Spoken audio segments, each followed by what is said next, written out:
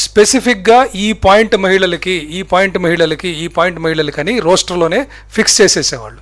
అంటే నోటిఫికేషన్ ఇచ్చినప్పుడే ఈ పలానా పోస్టు 4వ పోస్ట్ మహిళకి, 14వ పోస్ట్ మహిళకి, 28వ పోస్ట్ మహిళకి అని క్లియర్గా చెప్పేవాళ్ళు. ఇప్పుడు సార్ చెప్పినటువంటి కోర్టు కేసులు, సుప్రీంకోర్టు ఇన్స్ట్రక్షన్స్ తర్వాత అది మారిపోయింది. ఒక డైనమిక్గా అయిపోతుంది. ఆ డైనమిక్ సిస్టమ్ని అర్థం చేసుకోలేక రకరకాలుగా అపోహలు, రకరకాల సందేహాలు పెట్టుకొని ఏదో తప్పు జరిగిపోయింది, ఏదో అన్యాయం జరిగిందని అనుకుంటున్నారు. ఒక పరీక్ష పెట్టినప్పుడు 5 పోస్టులు ఉంటే 100 మంది అపీర్ అవుతారు. 5 మంది సెలెక్ట్ అవుతారు, 95 మంది డిసప్పాయింట్ అవుతారు. తప్పులేదు, డిసప్పాయింట్ అయిన వాళ్ళ ఫీలింగ్స్ నేనేమి తప్పు పట్టట్లేదు. కానీ సెలెక్ట్ అయిన వాళ్ళు కరెక్ట్గా సెలెక్ట్ అయ్యారా లేదా అది మనం చూడాల్సిన అవసరం ఉంది. ఈ 5గురు కరెక్ట్గా సెలెక్ట్ అయ్యారా లేదా, రూల్స్ ప్రకారం చేశారా లేదా, రూల్స్కి వ్యతిరేకంగా ఏమన్నా ఉంటే వచ్చి మీరు అడిగితే చూపించడానికి సిద్ధంగా ఉన్నామని పదే పదే అనేక సందర్భాల్లో చెప్పడం జరిగింది. ఒక చిన్న ఉదాహరణ, ఒక బస్సులో లెటెస్ట్ సే 100 మంది ఎక్కించాలి. లైన్ నించొని ఉన్నారు. లైన్ నించొని ఉన్నప్పుడు ఈ 100 మందిలో నేను 33 మందిని మహిళల్ని ఎక్కించాలి. ఈ లైన్లో ఏం చేస్తాను, ఒక్కొక్కళ్ళు ఎక్కిస్తూ ఉంటాను. ఊహించుకోండి, బస్సులో ఫస్ట్ లెటెస్ట్ సే 66 మందిలో ఆల్రెడీ మహిళలు ఉన్నారనుకోండి, 33 మందిని. ఈ లైన్ నేను డిస్టర్బ్ చేయను, వచ్చిన వాళ్ళు వచ్చినట్టు ఎక్కిచ్చేస్తాను. కానీ ఫస్ట్ 66 మంది తర్వాత ఎక్కించిన తర్వాత బస్సులో చూస్తే మహిళలు లేరనుకోండి, ఈ లైన్ ఆపేసి ఆ లైన్లో ఎంత చివర ఉన్న మహిళల్ని ముందుకు తీసుకొచ్చి బస్సు ఎక్కిస్తాను. ఇది హారిజాంటల్ రిజర్వేషన్ అంటే. ఈ లైన్లో ఉన్న వాళ్ళు ఇదేంటి అన్యాయము అంటే కుదరదు. ఎందుకంటే రిజర్వేషన్ పద్ధతి అది, సుప్రీంకోర్టు చెప్పిన పద్ధతి అది. దయచేసి ఇది అర్థం చేసుకోవాలి. బస్సులో మేము ఎక్కలేకపోయాము అంటే ఎందుకు ఎక్కలేకపోయారు? దీనికి ఒక రిజర్వేషన్ ఉంది. వచ్చిన ఫస్ట్ 66%లో ఆల్రెడీ మహిళలు ఉంటే మీకు ఆపాల్సిన అవసరం లేదు, మీకు వచ్చేస్తుంది. కానీ ఇదే పద్ధతి అందరికీ అప్లై చేసినప్పుడు, సుప్రీంకోర్టు రూల్స్ ప్రకారం అప్లై చేసినప్పుడు ఎవరికన్నా ఏమైనా ఇబ్బంది ఉంటే వచ్చి అడగండి. ఇది మీ డిసప్పాయింట్మెంట్కి రూల్సా లేకపోతే ఎందుకు రాలేదు అనేది మీరు తెలుసుకోవాలి. అందుకైనా ఈరోజు గత కొన్ని రోజులుగా ఒక 26 కేసులు కొన్ని ఏదైతే పేపర్లో కానివ్వండి, సోషల్ మీడియాలో కానీ ఏదైతే పబ్లిష్ అయినాయో ఆ పబ్లిష్ అయిన కేసెస్ అన్నీ 26 మేము 1 by 1 మీకు ఎక్స్ప్లెయిన్ చేయాలని ఈరోజు ప్రెస్ కాన్ఫరెన్స్ పెట్టడం జరిగింది. అసలు హారిజాంటల్ మీద క్లారిటీ రావడానికి, ఒకప్పుడు ఉండే వర్టికల్ వేరు, ఇప్పుడు హారిజాంటల్ వేరు. అలాగే కొన్ని స్పోర్ట్స్ మీద, స్పోర్ట్స్ సెక్రటరీ గారు మరి టూర్లో ఉన్నారు, ఎండి గారు శాప్ ఇక్కడ ఉన్నారు, వారు ఎక్స్ప్లెయిన్ చేస్తారు. ఏం చేశారు అనేది ఎక్స్ప్లెయిన్ చేయడం జరుగుతుంది. అయితే స్పోర్ట్స్ పాలసీలో లేకపోతే డిజబిలిటీ కోటాలో సార్ చెప్పిన దాన్ని మళ్ళీ 2 నిమిషాలు నేను 2 ముక్కలు మళ్ళీ రిపీట్ చేస్తాను. ఒకటి, ఎన్నైతే మనము స్పోర్ట్స్ కోటాలో నింపాలనుకుంటున్నామో అన్ని పోస్టులకి ఒక్కొక్కటి ఒక రోస్టర్ పాయింట్ ఉంటుంది. అంటే సపోజ్ నేను ఒక జిల్లాలో స్కూల్ అసిస్టెంట్ సోషల్ అని అనుకుంటున్నాను. ఈ స్కూల్ అసిస్టెంట్ సోషల్ది ఇదివరకు ఏ పాయింట్ దగ్గర ఆగింది, ఇప్పుడు ఏ పాయింట్ వరకు వస్తుంది అన్న సమాచారం మాత్రమే స్పోర్ట్స్ డిపార్ట్మెంట్ వాళ్ళకి ఇచ్చాం. ఇలా అన్ని స్పోర్ట్స్ సీట్స్ ఏదైతే ఫిలప్ చేయాలో 420 ఫిలప్ చేద్దామని అనుకున్నాము, 372 వరకు ఫిలప్ చేశాం. ఇవన్నీ ఇచ్చినప్పుడు వాళ్ళు నోటిఫికేషన్ పిలిచినప్పుడు స్పోర్ట్స్ వాళ్ళు ఏ కేటగిరీ కింద వస్తారో మనకు తెలియదు. వర్టికల్కి హారిజాంటల్కి ఇదే తేడా. వర్టికల్ అయితే ఒకప్పుడు ఈ పలానా బీసీడీ స్పోర్ట్స్ కేటగిరీ అని చెప్పేవాళ్ళం. ఇప్పుడు అలా చెప్పడానికి లేదు. ఇప్పుడేం చెప్తామంటే స్పోర్ట్స్ ఇన్ని ఫిలప్ చేస్తాను, అందులో ఏ కేటగిరీ వాళ్ళన్నా రావచ్చు, ఓసీ రావచ్చు, బీసీ రావచ్చు, ఎస్సీ రావచ్చు, ఎస్టీ రావచ్చు. సపోజ్ నేను గోల్డ్ మెడలిస్ట్ని, నేను బీసీ, నాకున్న బీసీ కోటాలోనే తీసుకెళ్ళి కూర్చోబెడతాం. సపోజ్ నేను ఓసీ, అంతర్జాతీయ క్రీడాకారుణ్ణి, నన్ను తీసుకెళ్ళి ఓసీ దాంట్లోనే కూర్చోబెట్టాలి. అంతేగాని సెపరేట్ పాయింట్ ఇవ్వటం ఉండదు. ఒకప్పుడు సెపరేట్ పాయింట్ ఉండేది, ఇప్పుడు లేదు. ఇది హారిజాంటల్కి వర్టికల్కి ఉన్న తేడా. సో ఆ నోటిఫికేషన్ స్పోర్ట్స్ వాళ్ళ ప్రకారము స్పోర్ట్స్ వాళ్ళు ఎవరైతే వస్తారో వాళ్ళ కమ్యూనిటీ రోస్టర్లో వెళ్ళి కూర్చోబెట్టడమే హారిజాంటల్. సో ఈ కన్ఫ్యూజన్, ఈ సమాచారం తెలియక చాలామంది దీన్ని కన్ఫ్యూజ్ అయిపోయి మమ్మల్ని తీసి స్పోర్ట్స్ ఎందుకు పెట్టారు, ఆ పాయింట్ ఎందుకు నోటిఫై చేయలేదు, ఎక్కువ మంది ఇదే అంటున్నారు. మీరు ముందు నోటిఫై చేయలేదు కదా అంటే నోటిఫై చేసే పద్ధతి పోయింది. ఈ హారిజాంటల్ రిజర్వేషన్లో ఇక్కడే కాదు, దేశంలో ఎక్కడ కూడా హారిజాంటల్లో నోటిఫై చేయరు. కేవలం నోటిఫై చేసేది ఎస్సీ, ఎస్టీ, బీసీ, ఈడబ్ల్యూఎస్, మిగతా అన్ని అన్రిజర్వ్డ్. దాంట్లో మళ్ళా థియరటికల్గా మనం మాట్లాడితే ఎక్స్ సర్వీస్ మెన్ ఒకవేళ ఓసీ కేటగిరీ నుంచే వచ్చారనుకోండి, ఆ ఓసీలోనే కూర్చోబెడతాం. స్పోర్ట్స్ వాళ్ళందరూ బీసీలోనే వచ్చారనుకోండి, ఆ బీసీ పాయింట్స్లోనే కూర్చోబెట్టాలి, వేరే చాయిస్ లేదు. సో ఈ సిస్టమ్ని అర్థం చేసుకోకుండా చాలామంది ఇదేదో అన్యాయం జరిగిపోయిందని చెప్పి అనుకుంటున్నారు.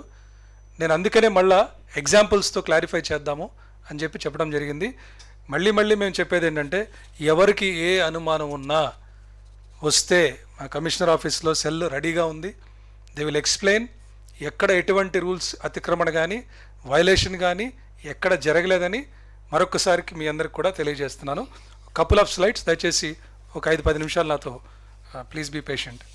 ఇది ఫస్ట్ కేసు వచ్చి స్క్రీన్ మీద ఏకాంబరం.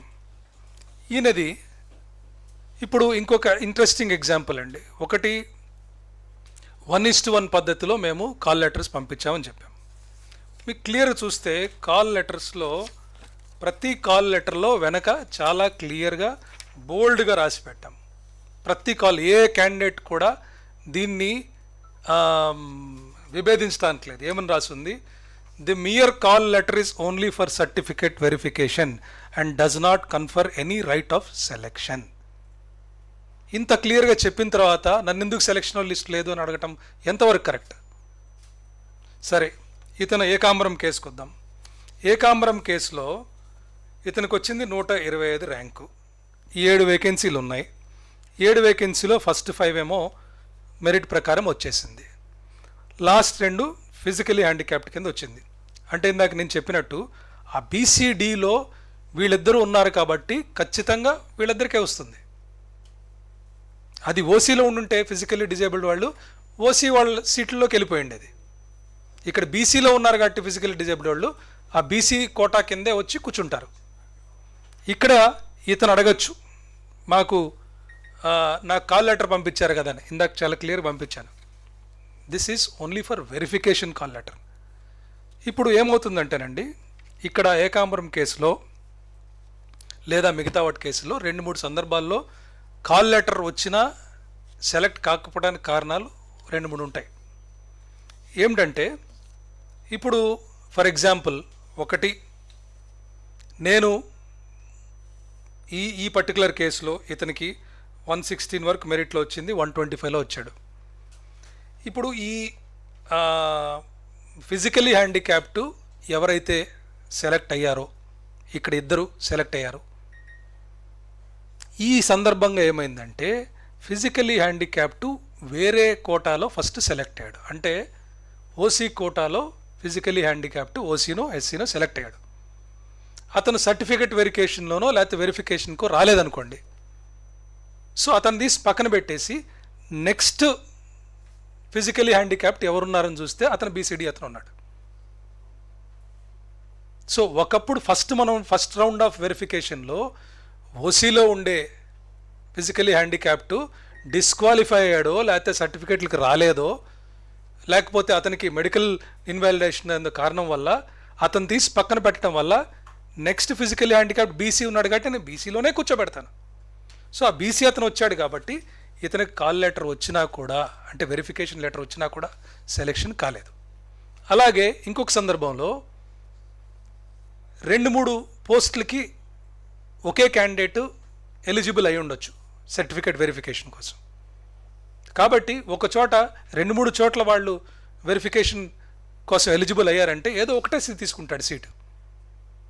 సో మిగతా 2 ఖచ్చితంగా మిగిలిపోతాయి కాబట్టి అక్కడ ఒక అడిషనల్ వాళ్ళని పిలిచి ఉండొచ్చు. సో అంత మాత్రాన వెరిఫికేషన్ పిలిచినంత మాత్రాన సెలెక్ట్ అయిపోయినట్టు కాదు. క్లియర్గా దీంట్లో మీరు చూడొచ్చు. ఇది అందరికి కూడా మీకు అందరికి ఇస్తున్నాం కూడా షీట్స్ కూడా, so that you can verify. Nothing is secret, everything is online. ఎందుకు వచ్చింది ఎందుకు రాలేదనేది ఒక్క పొరపాటును కూడా ఎటువంటి తప్పు జరగలేదు, అది నేను ఖచ్చితంగా చెప్పగలను. Next please. ఈవిడ చూడండి, ఈవిడికి అసలు కాల్ లెటర్ కూడా ఇవ్వాల. ఈవిడ నాగవేణి అంకాని, ఈవికి 146 ర్యాంక్ వచ్చింది, 7 పోస్టులు ఉన్నాయి, 6 క్లియర్గా బీసీఏ కింద మెరిట్ కింద ఇచ్చేసాము. 7th was supposed to be sports quota. So sports quota కింద బీసీఏలో ఇంకో క్యాండిడేట్ ఉన్నారు కాబట్టి, ప్రగడ కళ్యాణి ఉన్నారు కాబట్టి ఆవిడకి న్యాచురల్గా వస్తుంది యాజ్ పర్ రూల్స్. ఈ జియో 77 సార్ చెప్పింది అదే. హారిజాంటల్ రిజర్వేషన్ అంటే ఇట్ ఈస్ నాట్ ఫిక్స్డ్. పరిస్థితిని బట్టి ఆ కేటగిరీలో స్పోర్ట్స్ వాళ్ళు ఉంటే ఆ కేటగిరీలో కూర్చోబెట్టాలి. ఇక్కడ బీసీఏ లేదనుకోండి, బీసీఏ క్యాండిడేట్ స్పోర్ట్స్ వాళ్ళు లేరనుకోండి, న్యాచురల్లీ నెక్స్ట్ ఎవరు మెరిట్లో ఉన్నారో వాళ్ళకి వస్తుంది. ఏ కోటాలో స్పోర్ట్స్ వాళ్ళు ఉన్నారో ఆ కోటాలో వెళ్ళి వాళ్ళు కూర్చుంటారు. ఇది క్లియర్ డిఫరెన్స్, అందరినీ గమనించాలని చెప్పి నేను విజ్ఞప్తి చేస్తున్నాను. Next please. ఈవిడ షేక్ నసీమూన్, ఈవిడికి 43వ ర్యాంక్ వచ్చింది. కానీ ఇక్కడ ఏంటంటే చూస్తే ఈమెకి అసలు ఎందుకు ఈమె ప్రాబ్లం ఏంటో కూడా అర్థం కాల. మెరిట్లో 3, 4, 30 రెండిట్లో అయిపోయింది. కానీ ఈమెకి సర్టిఫికేట్ వెరిఫికేషన్ ఎందుకు పిలిచామంటే ఇందాక నేను చెప్పాను కదా, ఇంకో చోట వాళ్ళు అప్లై చేసిన వాళ్ళు అది సెలెక్ట్ చేసుకొని వాళ్ళు వదిలేసుకోవడం వల్ల అలా వీళ్ళని పిలిచుంటారు. సో జస్ట్ బికాస్ ఒక క్యాండిడేట్ని పిలిచానంత మాత్రాన మెరిట్లో కానీ లేకపోతే రూల్స్లో కానీ ఎక్కడ there is no violation whatsoever. Next please. Bandaru Yamuna, ఈవిడ 68th ర్యాంక్ వచ్చింది. మనకి 30 ర్యాంక్ వరకు మెరిట్లో వచ్చేసింది. లాస్ట్ చూస్తే మనకి స్పోర్ట్స్ కోటా కింద. స్పోర్ట్స్ ర్యాంక్ ఉండదు, ఎందుకంటే ఎగ్జామ్ మనం కండక్ట్ చేయలేదు కాబట్టి ఆ అప్లికేషన్ చేసిన వాళ్ళు. కానీ ప్రతి ఒక్కరికి ఇది ఎస్ఏ నాన్ లాంగ్వేజెస్ అంటే ఆ ఎస్ఏ నాన్ లాంగ్వేజ్ సంబంధించి ఆ స్పోర్ట్స్ వాళ్ళు బీఏడీ చేసి ఉండాలి, టెట్ పాస్ అయి ఉండాలి, ఆ మెథడాలజీ ఉండాలి. ఇవన్నీ మినిమం క్వాలిఫికేషన్స్ ఖచ్చితంగా ఉండాలి. ఉన్న తర్వాత ఈ పర్టికులర్ దాంట్లో ఫస్ట్ 4 అయిపోయిన తర్వాత స్పోర్ట్స్ కోటా కింద ఆ బీసీడీలో ఈ వేచలపు మాధవి ఉంది కాబట్టి మనం స్పోర్ట్స్ అడిక్వసీ కోసం వాడిని తీసుకుని వచ్చాం. This is 100% as per rules. ఎక్కడే మాత్రం దీంట్లో ఎవరికి అన్యాయం చేయడం కానీ వైలేషన్ కానీ చేయలేదు. ఎర్రిపల్లి శ్రావణ్ కుమార్, ఇది కూడా అంతే. ఇక్కడ మనకి 4 వేకెన్సీస్ ఉన్నాయి బీసీఏలో. ఫస్ట్ 2 మనం మెరిట్ కింద వెళ్ళాము. 3rd women quota we had to bring up. 4th physically handicapped quota. ఆ కేటగిరీలో ఉన్నారు కాబట్టి వాళ్ళని తీసుకురావాలి అడిక్వసీ కోసం. దానికంటే let us say 417 rank physically handicapped. ఇదేంటి సార్ ఆయనకి 53 ఈ 417 అంటే ఫిజికలీ హ్యాండిక్యాప్డ్ 417 హైయెస్ట్ ఉన్నప్పుడు మరి అదే తీసుకుని రావాలి. ఆయన బీసీఏ ఉంటే బీసీఏ కోటాలోనే కూర్చోబెట్టాలి. మనం 100 దాటి మనం పెట్టలేము. సో ఇది basic difference between horizontal and vertical. Next please. ఈయన సమదం పృథ్వీరాజు, ఈయనకి వచ్చింది 157 ర్యాంక్. వీళ్ళందరూ కూడా మెరిట్ కింద ఫిలప్ అయిపోయారు. ఈయనకి సేమ్. ఈయన ప్రాబ్లం ఏంటంటే నన్ను వెరిఫికేషన్కి ఎందుకు పిలిచారని నేను దాకా చాలా క్లియర్గా చెప్పాను. 2-3 సందర్భాల్లో క్యాండిడేట్ని పిలవటం జరుగుతుంది. మల్టిపుల్ రౌండ్స్ ఆఫ్ వెరిఫికేషన్ చేసిన తర్వాత ఒక్కొక్కసారి ఒక చోట డిస్క్వాలిఫై అయిపోతే ఆ క్యాండిడేట్ ఈ దీంట్లోకి వచ్చేయడం జరుగుతుంది. వచ్చినప్పుడు ఒకళ్ళు పైకి ఒకళ్ళ కిందకి అలా అడ్జస్ట్ అవ్వటం, that is part of the process. అంతేకాని ఎక్కడ కూడా అగేన్స్ట్ మెరిట్ ఎక్కడ చేయడం జరగలేదు. సో ఈయనకి చూస్తే అసలు what ever multiple rounds of మనం ఏదైతే వెరిఫికేషన్ చేసిన తర్వాత కూడా ఈయనకి 157 ర్యాంక్ మనం స్టాప్ చేసింది 141 దగ్గర. ఏ రకంగా ఈయనకి ఉద్యోగం వస్తుంది? ఏ రకంగా వైలేషన్ జరిగింది? మరి ఇక్కడ అన్యాయం ఏంటో నాకు అర్థం కావట్లేదు. Next please. ఎరిగినబోయిన శ్రీనివాసులు, ఇక్కడ బీసీడీ కేటగిరీ. అంటే ఇవన్నీ కూడా వార్తాపత్రికల్లో కానీ లేకపోతే సోషల్ మీడియాలో మాకు అన్యాయం జరిగిందని చెప్పినవన్నీ మేము స్పెసిఫిక్గా తీసుకొని నేను మొన్న కూడా చెప్పాను, నేను ఏమి దీంట్లో దాపరికం లేదు, no secret, anybody has any doubt we will verify, please come. ఎక్కడ ఓపెన్గా పబ్లిష్ చేసామని చెప్పాను, ఆన్లైన్ ఉన్నాయి, ఎవ్రీబడి హ్యాస్. ఎక్కడ మేము కొంతమందికి ఎస్ఎంఎస్లు పంపించి అన్నీ ఖండించాను. I said no such thing was done, అన్నీ ఓపెన్గానే చేసాం. ఇది చూడండి, ఇది కూడా అంతే.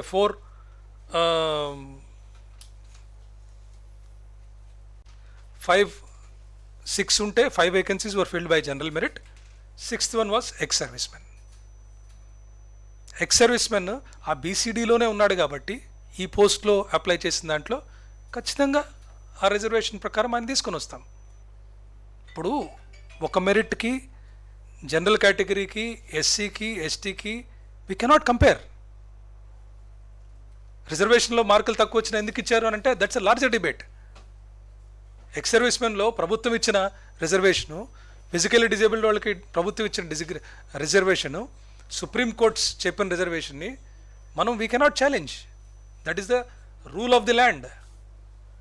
Next please. విజయలక్ష్మి, ఈవిడకి కూడా అంతే చూడండి.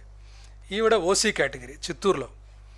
టోటల్ అక్కడ 350 పోస్టులు ఓసీకి ఉండగా చిత్తూరులో 343 వేకెన్సీస్ ఖచ్చితంగా ఓసీలో మెరిట్ ప్రకారం వెళ్ళిపోవడం జరిగింది. లాస్ట్ 7 మాత్రం పైన అడిక్వసీ లేదు కాబట్టి 2 physically disabled, 2 sports, 3 ex service men ఓసీల్లోనే ఫిలప్ చేయటం జరిగింది. మరి ఇక్కడ తప్పేంటి? ఇప్పుడు ఎక్కడ కూడా మనం రూల్స్ని అతిక్రమించి చేయలేదు. So please understand. నెక్స్ట్, ఈయనకి ఇంకోటి జగదీష్ నాయక్. ఇది మనము బ్యాక్లాగ్ వేకెన్సీస్ కూడా మనం డిఎస్సిలో బ్యాక్లాగ్ వేకెన్సీస్ సెపరేట్గా చూపిస్తూ రెగ్యులర్ వేకెన్సీస్ని మనం పిలిచాం. ఈయన పర్టికులర్ కేసు జగదీష్ నాయక్ది బ్యాక్లాగ్ వేకెన్సీస్ సంబంధించి. ఇప్పుడు బ్యాక్లాగ్ వేకెన్సీస్లో 4 పోస్టులు ఉంటే 2 పోస్టులు ఫిలప్ అయిపోయినాయి. 2 విమెన్ కేటగిరీ కింద వాళ్ళు రాలేదు. రానప్పుడు ఇతనేమంటాడు, నాకు అది కన్వర్ట్ చేసి ఇచ్చేసేయండి, నాకు అన్యాయం జరిగింది అంటాడు. కన్వర్ట్ చేయడానికి రూల్స్ ఉన్నాయి. 2 times చూడాలి. Next time we will examine that conversion. కానీ ఇప్పుడు వచ్చేసి మేము ఎవరికో ఇచ్చేయలేదే. ఎగ్జిస్టింగ్ రూల్స్ ప్రకారము ఆ క్యాండిడేట్, విమెన్ క్యాండిడేట్ లేరు కాబట్టి ఖాళీ ఉంచాం. We didn't give it anybody else. So ఇది ఎవరికో ఇచ్చేసారంటానికి కూడా స్కోప్ లేదు. He is asking for a request, నాకు అది కన్వర్ట్ చేసి విమెన్ నుంచి మెన్ కన్వర్ట్ చేసి ఇవ్వండి అని. కానీ we have to wait for 1 more cycle. So అది ఇలాంటి కేసులన్నీ. సార్ నెక్స్ట్, ఇది స్పోర్ట్స్ వాళ్ళు చెప్తారు, దుర్గయ్య కదా, ఇతను చాలా చోట్ల మీడియాలో కూడా వచ్చింది, గోల్డ్ మెడల్ వచ్చినా రాలేదని. అది నెక్స్ట్ స్పోర్ట్స్లో ఎండి గారు కవర్ చేస్తారు, why it was not given. దానికి కూడా ఒక కారణం ఉంది, స్పోర్ట్స్ వాళ్ళు ఎందుకు ఇవ్వలేకపోయారని. ఇది కూడా మహమ్మద్ షాబుద్దీన్ ఈయన కూడా చెప్పారు. ఈయనకేంటంటే దెర్ ఇస్ అ రూల్, మనకి మీడియం ఆఫ్ ఇన్స్ట్రక్షన్. ఇప్పుడు ఫిజికల్ ఎడ్యుకేషన్ పోస్ట్ ఇతనికి చూస్తే ఉర్దూ మీడియంలో చదువుకున్నాడు. 10th క్లాస్లో తెలుగు లేదు, ఇంటర్మీడియట్లో తెలుగు లేదు, ఎక్కడ తెలుగు లేదు. మనం నోటిఫై చేసిన పోస్టులు గవర్నమెంట్ హై స్కూల్, జిల్లా పరిషత్ హై స్కూల్లో. అక్కడ మనం ఏమంటున్నామంటే ఫిజికల్ ఎడ్యుకేషన్ అంటే కొంత ఇన్స్ట్రక్షన్ కూడా ఉంటుంది. సో తెలుగులో మాట్లాడటం, తెలుగులో మీడియం ఆఫ్ ఇన్స్ట్రక్షన్ అనేది అవసరం కాస్త. మన జీవోలో చాలా క్లియర్గా ఇచ్చిన 15 జీవోలో చాలా క్లియర్గా రాసాం. ఏమని రాసాము? He must have studied the language concerned as first language in SSC or equivalent or in part 1 intermediate or equivalent అని క్లియర్గా ఇచ్చాం మనం. ఇది same rule has been applied to everybody. ఇక్కడ ఎవరైతే సెలెక్ట్ అయ్యారో ఈ 5గురికి తెలుగు ఉండింది. ఇంకెవరికన్నా తెలుగు లేకుండా ఇచ్చామా? అలా కాదే. ఇక్కడ అందరు చూడండి, అందరు మైనారిటీ కమ్యూనిటీ. షేక్ పూరి బాషా, షెహనాజ్, షేక్ రంజాన్, ఆరిఫ్ అలీ, షేక్ అలీ. నేను ముందుగానే ఎగ్జామ్ పెట్టక ముందులే చెప్పాం కదా ఉండాలని. ఎగ్జామ్ పెట్టిన తర్వాత మార్చింది కాదు కదా. సో డిసప్పాయింట్ అవ్వటం తప్పు లేదండి, మీ ఫీలింగ్స్ నేను అర్థం చేసుకుంటాం. కానీ రూల్ ప్రకారం ఉందా లేదా, మనం చెప్పిన నోటిఫికేషన్ ప్రకారం చూడండి. Next please. ఈవిడ ఇందిరా కుమారి గారు. ఈవిడికి 134 ర్యాంక్ వచ్చింది. 10 వేకెన్సీస్ ఉన్నాయి. దాంట్లో లాస్ట్ 2 స్పోర్ట్స్ కింద వచ్చింది. మెరిట్లో 127 ప్రకారం వచ్చింది.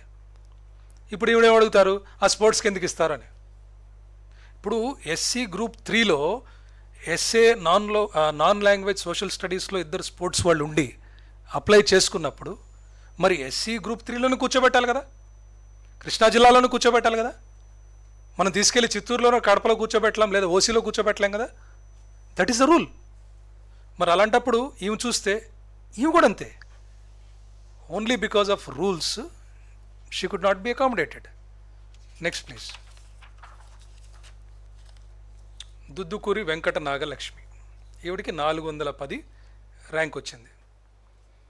అసలు ఈవిడ దాంట్లో చూస్తే ఆల్మోస్ట్ అన్ని 339 ర్యాంక్ లోపు అయిపోయినాయి, ఇంక్లూడింగ్ విమెన్ కోటా కూడా. లాస్ట్ది స్పోర్ట్స్ కోటా మాత్రం వి గేవ్. దీంట్లో షీ ఈజ్ సేయింగ్ ఆ స్పోర్ట్స్ కోటా ఎందుకు నాకు ఇవ్వండి. There is a policy, 3% sports ఇస్తాము, అది హారిజాంటల్లో ఇస్తామన్నప్పుడు వీఆర్ ఇంప్లిమెంటింగ్ ఇట్.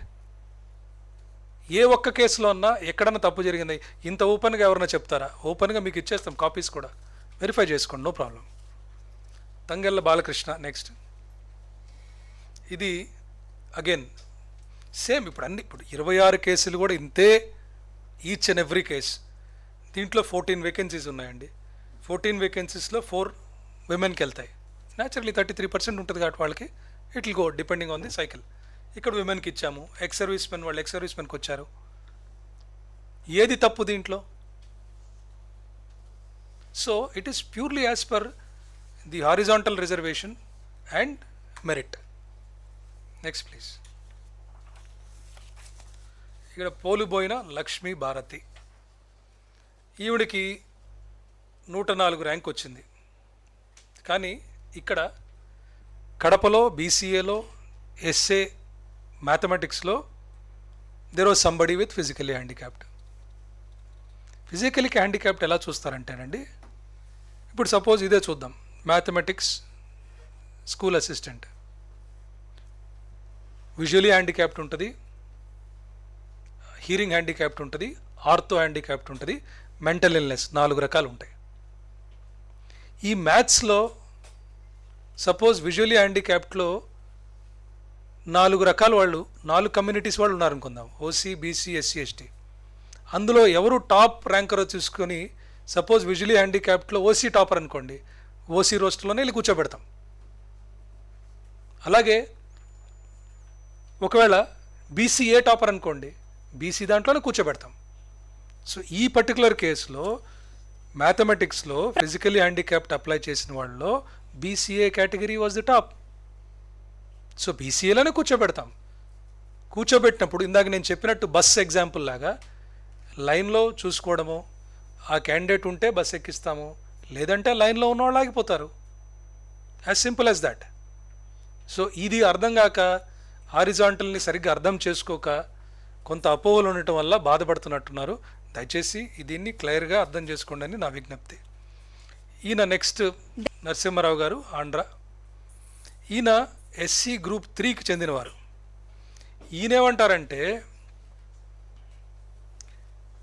ఈయన యాక్చువల్లీ ఆర్థోపెడిక్లీ హ్యాండిక్యాప్డ్. ఈయన నాకు ఆర్థోపెడిక్ హ్యాండిక్యాప్డ్, నాకు 76 ర్యాంక్ ఇచ్చేయండి అంటున్నారు. కానీ ఇక్కడ ఏం జరిగిందంటే గమ్మత్తు, ఇక్కడ బీసీసీలో ఉండే క్యాండిడేటు ఓపెన్ కేటగిరీ కింద ఆర్థోపెడిక్లీ హ్యాండిక్యాప్డ్ ఆల్రెడీ సెలెక్ట్ అయిపోయాడు అక్కడ. ఎందుకంటే ఓసీలో ఎక్కువ ఉన్నాయి సీట్లు అక్కడ. సో ఆటోమేటిక్గా అక్కడ వెళ్ళిపోవడం వల్ల అడిక్వసీ వచ్చేసింది. ఇక్కడ నేను మళ్ళీ సెపరేట్గా ఆర్థోపెడిక్ హ్యాండిక్యాప్డ్కి ఇవ్వాల్సిన అవసరం లేదు. కాబట్టి ఇక్కడ అతనికి రాలేదు. అది ఆయనకి క్లియర్గా ఎక్స్ప్లెయిన్ చేసిన, ఉద్యోగం రావాలనుకోవడం తప్పులేదండి, ఉద్యోగం ఆశించడం తప్పులేదు, ఆశపడటం తప్పులేదు, మీరు కష్టపడ్డారు, మీ ఫీలింగ్స్ నాకు కంప్లీట్గా అర్థమవుతుంది. కానీ వచ్చిన వాళ్ళందరూ are well deserving as per rules, వాళ్ళేం తప్పు చేయలేదు. Next please. రాణి కందుల. ఈవిడికి 196 ర్యాంక్ వచ్చింది. 168 ర్యాంక్ వరకు స్ట్రైట్ అవే మెరిట్లోనే వచ్చేశారు. లాస్ట్ది sports quota. So there is no violation anywhere. పేర్లతో సహా ఇచ్చేస్తున్నాం మేము. నెక్స్ట్ పంతాడ వీరవేణి. నేను ఈ మధ్య పబ్లిష్ అయినాయి లేకపోతే సోషల్ మీడియాలో వచ్చినాయి అవి మాత్రమే తీసుకొని మేము చెప్తున్నాం. Everything we're ready, no problem. Anybody has any doubt you can always come and ask us, we will explain. దాపరికం ఏమాత్రం లేదండి. పంతాడ వీరవేణి గారు, ఈవిడికి 302 ర్యాంక్ వచ్చింది. మీకు ఇంక్లూడింగ్ విమెన్ కోటా 285 వరకు మెరిట్లోనే వచ్చేసింది. X service men sports last 2 were given, ఆ రిజర్వేషన్ కింద ఇవ్వటం జరిగింది. సో ఎవరైతే రాలేదో వాళ్ళకి ఇటువంటి జరిగినవి తప్పించి. నెక్స్ట్ కంచర్ల శరత్ బాబు, ఈయనకి 143 వచ్చింది. ఈయనకి ఈయనకంటే ఇక్కడేమో అసలు హారిజాంటల్ రిజర్వేషన్ కూడా లేదు. ఇందాక ఒక కేసు చూసాం, ఇక్కడ చూసాం. కంప్లైంట్ చేయడానికి కూడా ఆస్కారం లేదు. నీకంటే వచ్చిన వాళ్ళు ఇద్దరు పై ర్యాంక్, వాళ్ళు 100వ ర్యాంకు 102వ rank. Where is the complaint? Next please. K Anil Kumar, ఈయనకి ఇందాక నేను చెప్పింది స్పోర్ట్స్, దయచేసి ఇది అందరూ అర్థం చేసుకోవాలి. ఈయనకి మంచి ర్యాంకే వచ్చింది శ్రీకాకుళంలో. కానీ ఆ particular physical education social school అసిస్టెంట్లో స్పోర్ట్స్లో అదే ఎస్సీ గ్రూప్ 1లో ఉన్నారు. సో ఆయనకి న్యాచురల్లీ అది వచ్చేసింది. సో కాబట్టి నాకు ఇది ఎందుకు ఇవ్వలేదు అంటే, నాకు ర్యాంక్ వచ్చినా ఎందుకు ఇవ్వలేదు, వీళ్ళు ఎగ్జామ్ రాయలేదు అంటే దట్స్ అ పాలసీ. దాని ప్రకారం మనం ఇచ్చాం తప్పించి ఎవరిని ఎక్కడ ఈయన కాదని చెప్పి లేకపోతే ఇంకెవరో వేరే ర్యాంక్ ఆయనకి ఇవ్వటం కాదు కదా. Sports as per horizontal reservation policy was given. Next please. ఇది చెట్టిపోగు రాజ్ కమల్ గారు, ఈయన 337 ర్యాంక్. ఈయన ఎస్సీ గ్రూప్ 2. ఈయన లాస్ట్ 4 వేకెన్సీస్ అన్నీ కూడా విమెన్తో ఫిలప్ చేసాం. ఆయన కూడా ఈయన ర్యాంక్ 337. చూడండి, అంటే just for you to understand ఎలా చేసాం ఏంటనేది. నెక్స్ట్ పాకా సతీష్ గారు, ఈయన 288. ఈయనకేంటంటే ఈయన పిలిచినా కూడా ఎందుకు పక్కన పెట్టారంటే, మనం ఏదైతే స్టార్టింగ్లో అనిల్, అతని పేరేంటి, నవీన్ కేసు, ఇతను కూడా అంతే సిఆర్పిగా పనిచేస్తూ పర్మిషన్ లేకుండా బీపెడ్ చేశాను అంటున్నాడు. అక్కడ అటెండెన్స్ ఉంది, చెప్పకుండా రాశారు కాబట్టి అతను ఒక్కడే కాదు, ఇతను కూడా పక్కన పెట్టామే. Rule is rule for everybody. మాకెవరన్నా అట్లా చేసుంటే మా దృష్టిలో లేకపోతే we'll still take action. So we have applied rule everybody uniformly. Next please. Gerivi Anjinappa, ఈయన చూడండి, ఈయనకి డిజేబుల్డ్ కోటా కింద అప్లై చేశాడు. ఈయనకి 40% విజేబిలిటీ అని చెప్పి సర్టిఫికేట్ పెట్టాడు. డిజేబిలిటీ కోటా ఉన్న వాళ్ళందరినీ మేము మెడికల్ బోర్డుకి రిఫర్ చేస్తామని ముందుగానే చెప్పాము, నోటిఫికేషన్ అప్పుడే చెప్పాము. సింపుల్ సర్టిఫికేట్ కాదు, బోర్డు పంపిస్తామని. బోర్డులో వాళ్ళకి 30% అని వచ్చింది. అపిలేట్కి వెళ్ళాడు, అపిలేట్లో కూడా ఇదే కన్ఫర్మ్ చేశారు. మరి ఎలా ఇవ్వమంటారు? వీఆర్ నాట్ డాక్టర్స్ కదా. మెడికల్ బోర్డు అపిలేట్ బోర్డు పెట్టింది మాత్రమే ఇవ్వగలం మేము. We are following rules. ఇప్పుడు ఆయన వచ్చి నాకు ఇవ్వలేదు, నేను ఇప్పుడు చూడటానికి ఎలా ఉన్నారు ఏంటో నేను దాని గురించి మాట్లాడలేదండి. There is a medical board, there are norms, appellate medical board, దాని ప్రకారం వెళ్ళాలి తప్పించి వీఆర్ బౌండ్ బై రూల్స్.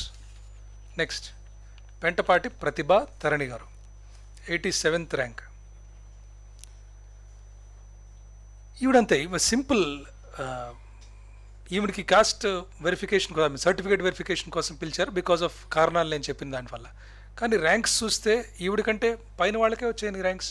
82 ర్యాంక్తో ఆగిపోయింది. సో కంప్లైంట్ చేయడానికి కూడా ప్లీజ్ అండర్స్టాండ్ వెదర్ దీంట్లో ఏమన్నా